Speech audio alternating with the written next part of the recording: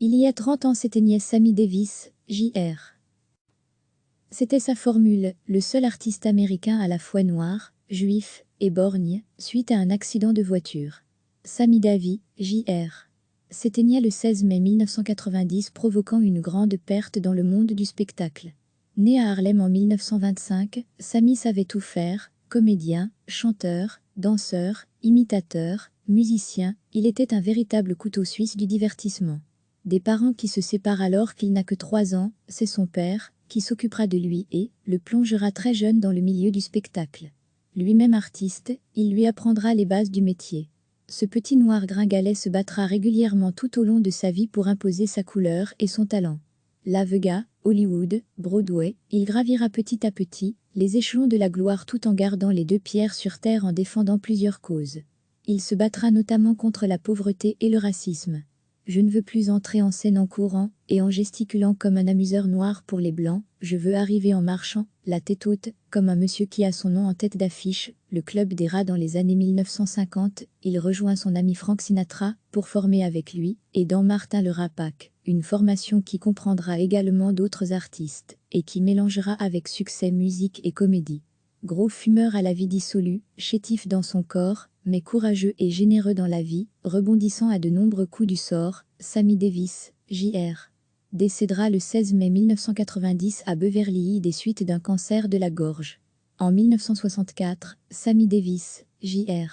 enregistre à New York l'album Moore Shiningour en compagnie du Count Basie Orchestra, les arrangements étant ceux de Quincy Jones. Un album sur lequel Sammy n'a rien à envier à un autre grand crooner, Frank Sinatra, son ami. Bonne écoute. C'était sa formule, le seul artiste américain à la fois noir, juif et borgne, suite à un accident de voiture. Sammy Davis, Jr. s'éteignait le 16 mai 1990, provoquant une grande perte dans le monde du spectacle. Né à Harlem en 1925, Sammy savait tout faire, comédien, chanteur, danseur, imitateur, musicien, il était un véritable couteau suisse du divertissement. Des parents qui se séparent alors qu'il n'a que 3 ans, c'est son père, qui s'occupera de lui et le plongera très jeune dans le milieu du spectacle. Lui-même artiste, il lui apprendra les bases du métier. Ce petit noir gringalet se battra régulièrement tout au long de sa vie pour imposer sa couleur et son talent.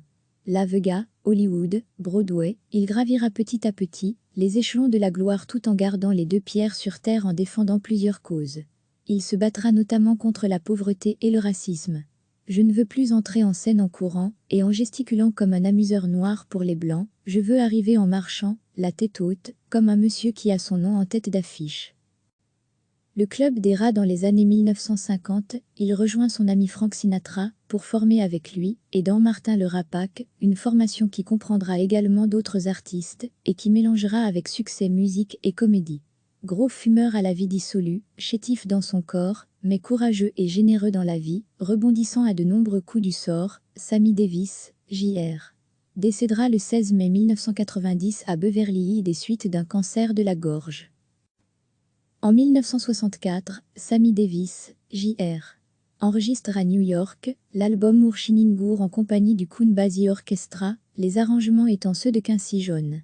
Un album sur lequel Sammy n'a rien à envier à un autre grand crooner, Frank Sinatra, son ami.